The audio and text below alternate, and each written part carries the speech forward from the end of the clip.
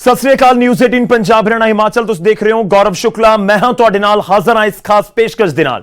अज गल प्रधानमंत्री दी फिरोजपुर वाली रैली दी। रैली तां रद्द हो गई पर इस सब दे विचाले हंगामा जरूर शुरू हो गया। दरअसल प्रधानमंत्री फिरोजपुर पहुंचे सन, बाई रोड बठिंडा तो निकले सी, पर फिरोजपुर पहुंचण तो पहलां ही उन्हां दे काफले नूं यू टर्न लेना पिया। प्रधानमंत्री वापस दिल्ली परत गए पर पिछे पंजाब दे विच सियासी माहौल जरूर पखा दिता।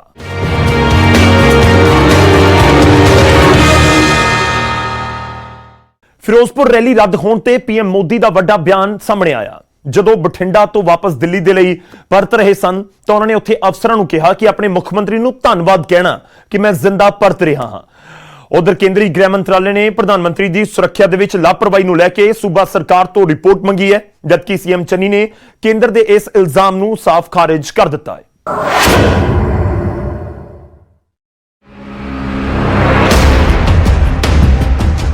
हुसैनीवाला स्मारक तो कुछ किलोमीटर पहला यह वही फ्लाईओवर है जिथे प्रधानमंत्री मोदी का काफला 15 तो 20 मिनट तक फसिया रहा।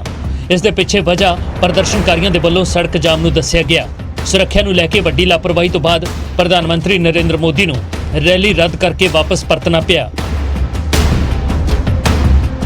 न्यूज़ एजेंसी ANI के मुताबिक प्रधानमंत्री इस पूरी घटना तो बाद सूबा सरकार के इंतजामों तो काफ़ी नाराज नजर आए और बठिंडा हवाई अड्डे ते उन्होंने अफसरों को कहा कि अपने सीएम नूं धन्नवाद कहना कि मैं जिंदा परत रहा हाँ। उधर इस तो पहला केंद्रीय गृह मंत्रालय ने सूबा सरकार ते लापरवाही का इल्जाम लाते हुए कहा कि पीएम के प्रोग्राम बारे पहला ही जानकारी दी गई सी। सूबा सरकार नूं प्लान B तैयार रखना चाहिए सी। इस तो इलावा गृह मंत्रालय ने सड़क मार्ग ते वाधू सुरक्षा तैनात न किए जाने नूं लैके भी सवाल किए ने। इस तो इलावा DGP पंजाब ते भी सुरक्षा इंतजाम पुख्ता न करन ते सवाल चुके गए ने अते सूबा सरकार तो इस ते रिपोर्ट मंगी गई है। SP DSP ਨੂੰ ਬਰਖਾਸਤ ਕਰਕੇ ਇਹ ਆਪਣਾ ਪੱਲਾ ਨਹੀਂ ਝਾੜ ਸਕਦੇ। ਇਹ ਜਿਹੜੀ ਕਨਸਪੀਰੇਸੀ ਚਲਾਈ ਹੈ, ਜਿਹੜੇ 21 22 32 ਸਥਾਨਾਂ ਤੇ ਇਹਨਾਂ ਨੇ ਗੱਡੀਆਂ ਰੋਕੀਆਂ ਨੇ, 15 ਮਿੰਟ ਬਠਿੰਡੇ ਪ੍ਰਾਈਮ ਮਿਨਿਸਟਰ ਸਾਹਿਬ ਰੁਕ ਕੇ ਸਿਕਿਉਰਿਟੀ ਏਜੰਸੀਜ਼ ਤੋਂ ਪੁੱਛ ਕੇ ਕਿ ਹੁਣ ਰਸਤਾ ਕਲੀਅਰ ਹੈ ਮੈਂ ਜਾਵਾਂ ਤੇ ਉਹਨਾਂ ਨੇ ਭੇਜਿਆ। ਫਿਰ ਭੇਜ ਕੇ 15 ਕਿਲੋਮੀਟਰ ਇਥੋਂ ਪਹਿਲਾਂ ਜਿਹੜੀ ਖਬਰ ਸਾਨੂੰ ਆਈ ਹੈ ਉਹ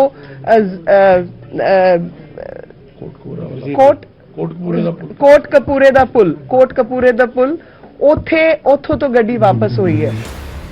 उधर मुख्यमंत्री चरणजीत सिंह चन्नी ने केंद्रीय गृह मंत्रालय के उस बयान को खारिज कर दिता है कि सूबा सरकार के वलों सुरक्षा के विच लापरवाही की गई है। उन्होंने कहा कि PM ने हवाई मार्ग के जरिए फिरोजपुर पहुंचना सी पर बिल्कुल अखीरले मौके ते प्लान बदल दिता गया। प्रधानमंत्री जी ने बाई एयर आना सी, बठिंडे तो फिरोजपुर जाना सी, फिरोजपुर तो बाई एयर अगे जाना सी। उन्हां दा रोड का कोई प्रोग्राम ही नहीं सी। उन्होंने ऐन मौके ते आके बठिंडे आके प्रोग्राम बदल लिया कि जी मीह पै रहा तो बाई रोड जावांगे, या तो सरकार नूं पहलां दस्सिया हुंदा कि जी बाई रोड जाणगे, असीं आल्टरनेटिव रेट अरेंजमेंट कर दे। फिरोजपुर दे विच प्रधानमंत्री नरेंद्र मोदी की रैली रद्द होने पिछे कौन जिम्मेवार है, इसकी जांच होवेगी। पर इस दौरान केंद्र ते सूबा सरकार आमो सामने आ खड़े हुए ने अते इसका असर आने वाली विधान सभा चोणां दे विच देखण नूं मिल सकता है। फिरोजपुर तो पंकज कपाही, मनदीप कुमार दे नाल नपिंदर बराड़, न्यूज़ 18।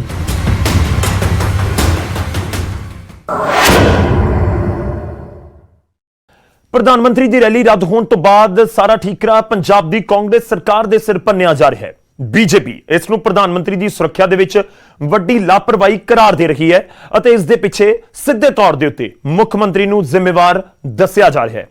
हालांकि कांग्रेस का तर्क भी आया, कांग्रेस रैली दे रद्द होने दे उत्ते वखरा ही तर्क दे रही है।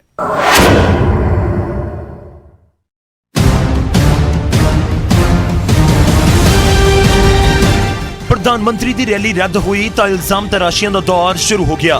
बीजेपी ने पंजाब की कांग्रेस सरकार के उत्ते इल्जामां की झड़ी लगा दी। पार्टी के कौमी प्रधान JP नड्डा ने इसनूं सोची समझी साजिश करार दिता तो केंद्रीय मंत्री स्मृति ईरानी ने पंजाब सरकार ते पुलिस दे नाल मिलीभगत दे इल्जाम लगाए। भारत के इतिहास में आज पंजाब की पुण्य धरती पर कांग्रेस के खूनी इरादे नाकाम रहे। जो लोग कांग्रेस पार्टी में मोदी से घृणा करते हैं,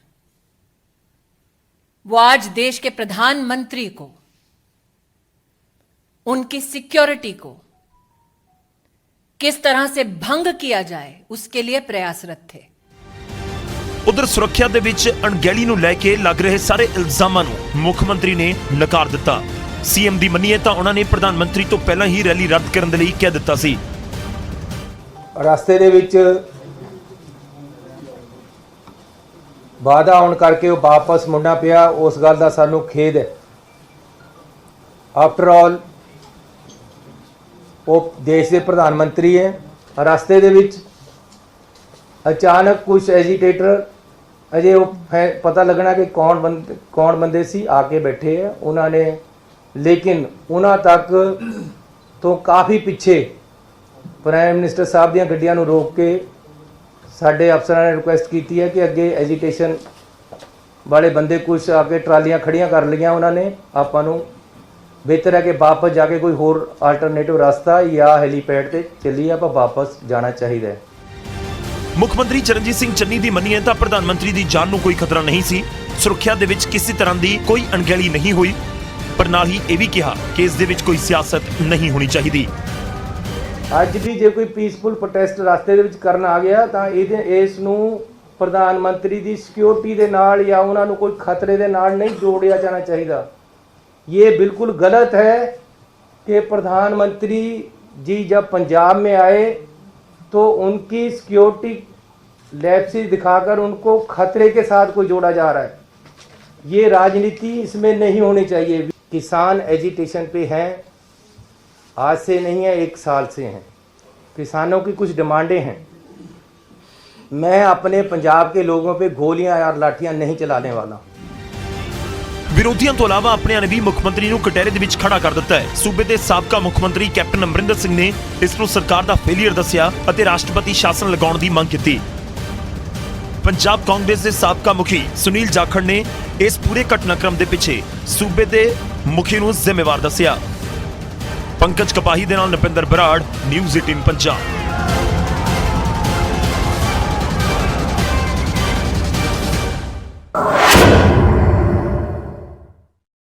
ਪ੍ਰਧਾਨ ਮੰਤਰੀ ਨਰਿੰਦਰ ਮੋਦੀ ਦੀ ਫਿਰੋਜ਼ਪੁਰ ਰੈਲੀ ਆਖਿਰ ਰੱਦ ਕਿਉਂ ਹੋਈ? ਕੀ ਇਸੀ ਰੈਲੀ ਦੇ ਵਿੱਚ ਪਹੁੰਚਣ ਦਾ ਸ਼ੈਡਿਊਲ? ਤੁਹਾਨੂੰ ਸਿਲਸਿਲੇਵਾਰ ਦੱਸਦੇ ਹਾਂ ਕਿ ਪ੍ਰਧਾਨ ਮੰਤਰੀ ਜਦੋਂ ਬਠਿੰਡਾ 에ਅਰਪੋਰਟ ਤੋਂ ਪਹੁੰਚੇ ਤੇ ਉਸ ਤੋਂ ਬਾਅਦ ਦਾ ਪੂਰਾ ਘਟਨਾਕ੍ਰਮ ਰਿਹਾ ਕੀ।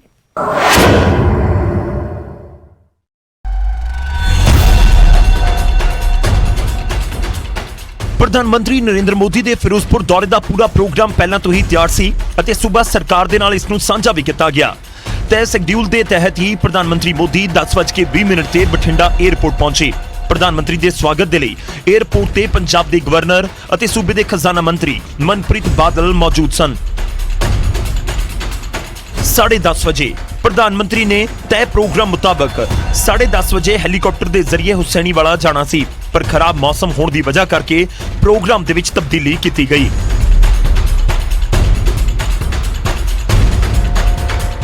11 ਵਜੇ ਖਰਾਬ ਮੌਸਮ ਨੂੰ ਵੇਖਦੇ ਹੋਏ ਸੜਕੀ ਮਾਰਗ ਤੋਂ ਪ੍ਰਧਾਨ ਮੰਤਰੀ ਨਰਿੰਦਰ ਮੋਦੀ ਦਾ ਕਾਫਲਾ ਰਵਾਨਾ ਹੋਇਆ।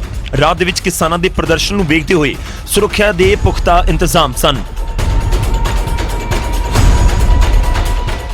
ਦੁਪਹਿਰ 1:20 ਤਕਰੀਬਨ 2.25 ਘੰਟੇ ਬਾਅਦ ਪ੍ਰਧਾਨ ਮੰਤਰੀ ਦਾ ਕਾਫਲਾ ਫਿਰੋਜ਼ਪੁਰ ਦੇ ਮੁਦਕੀ ਫਲਾਈਓਵਰ ਦੇ ਉੱਤੇ ਪਹੁੰਚਿਆ ਤਾਂ ਅੱਗੇ ਪ੍ਰਦਰਸ਼ਨਕਾਰੀਆਂ ਦੀ ਵਜ੍ਹਾ ਕਰਕੇ 20 ਮਿੰਟ ਤੱਕ ਕਾਫਲਾ ਰੋਕਿਆ ਗਿਆ।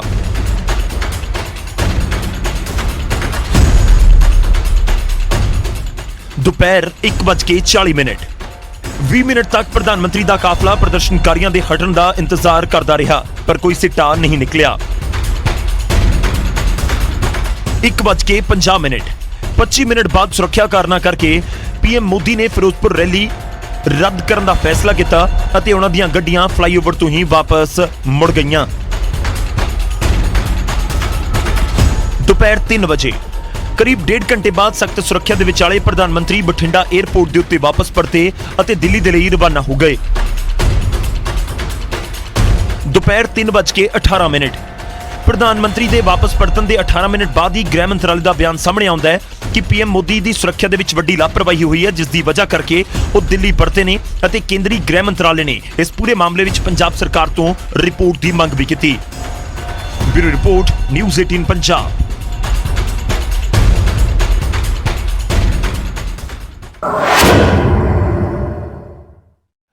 ਉਧਰ ਫਿਰੋਜ਼ਪੁਰ ਦੇ ਵਿੱਚ ਪ੍ਰਧਾਨ ਮੰਤਰੀ ਮੋਦੀ ਦੀ ਰੈਲੀ ਦੇ ਵਿੱਚ ਬੀਜੇਪੀ ਵਰਕਰਾਂ ਨੂੰ ਰੋਕਣ ਤੇ ਸੂਬਾ ਬੀਜੇਪੀ ਪ੍ਰਧਾਨ ਅਸ਼ਵਨੀ ਸ਼ਰਮਾ ਨੇ ਸੀਐਮ ਚੰਨੀ ਨੂੰ ਜ਼ਿੰਮੇਵਾਰ ਦੱਸਿਆ। ਸੀਐਮ ਚੰਨੀ ਨੇ ਦਾਅਵਾ ਕੀਤਾ ਕਿ ਪ੍ਰਧਾਨ ਮੰਤਰੀ ਦੀ ਰੈਲੀ ਦੇ ਵਿੱਚ ਭੀੜ ਘੱਟ ਹੋਣ ਦੀ ਵਜ੍ਹਾ ਕਰਕੇ ਹੁਣ ਬੀਜੇਪੀ ਇਸ ਨੂੰ ਹੋਰ ਰੰਗ ਦੇ ਰਹੀ ਹੈ।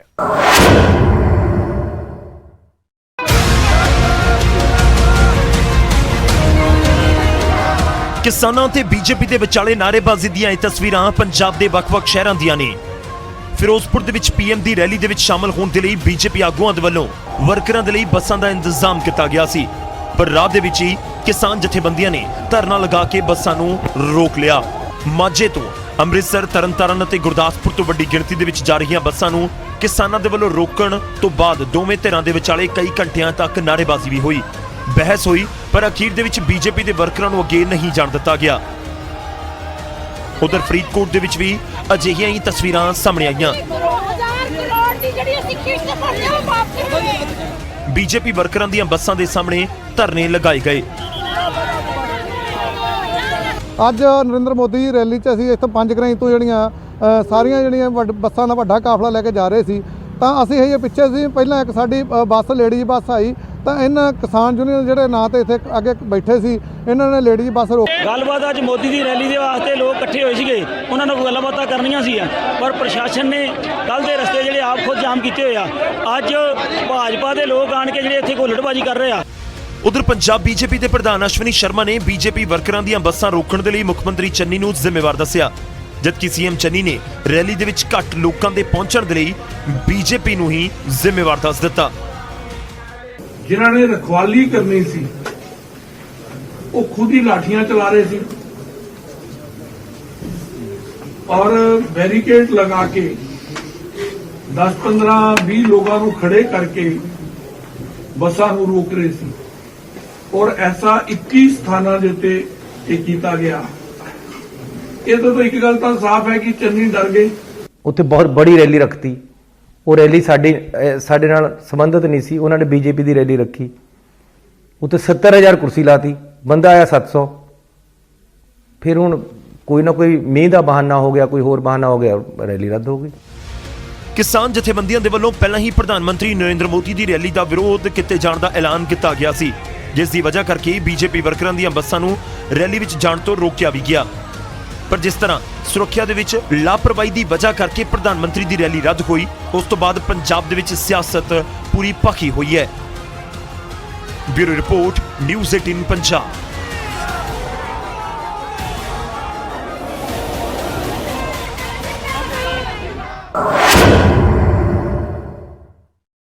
ਖੈਰ, ਪੰਜਾਬ ਦੇ ਵਿੱਚ ਆ ਕੇ ਪ੍ਰਧਾਨ ਮੰਤਰੀ ਦੇ ਵੱਲੋਂ ਰੈਲੀ ਕੀਤੀ ਜਾਣੀ ਸੀ, ਸੰਬੋਧਨ ਹੋਣਾ ਸੀ। ਉਮੀਦ ਸੀ ਕਿ ਪੰਜਾਬ ਦੇ ਲਈ ਕੋਈ ਵੱਡਾ ਪੈਕੇਜ ਵੀ ਅਨਾਉਂਸ ਪ੍ਰਧਾਨ ਮੰਤਰੀ ਕਰ ਸਕਦੇ ਨੇ। ਅਜਿਹਾ ਕੁਝ ਨਹੀਂ ਹੋ ਸਕਿਆ ਕਿਉਂਕਿ ਰੈਲੀ ਰੱਦ ਹੋ ਗਈ। ਪਰ ਹੁਣ ਇਸ ਰੱਦ ਹੋਈ ਰੈਲੀ ਦੇ ਉੱਤੇ ਸਿਆਸੀ ਰੌਲਾ ਖੂਬ ਸੁਣਨ ਨੂੰ ਮਿਲ ਰਿਹਾ ਹੈ। ਸਾਡੀ ਇਸ ਪੇਸ਼ਕਸ਼ ਦੇ ਵਿੱਚ ਨਹੀਂ, ਇਜਾਜ਼ਤ ਦਿਓ, ਧੰਨਵਾਦ।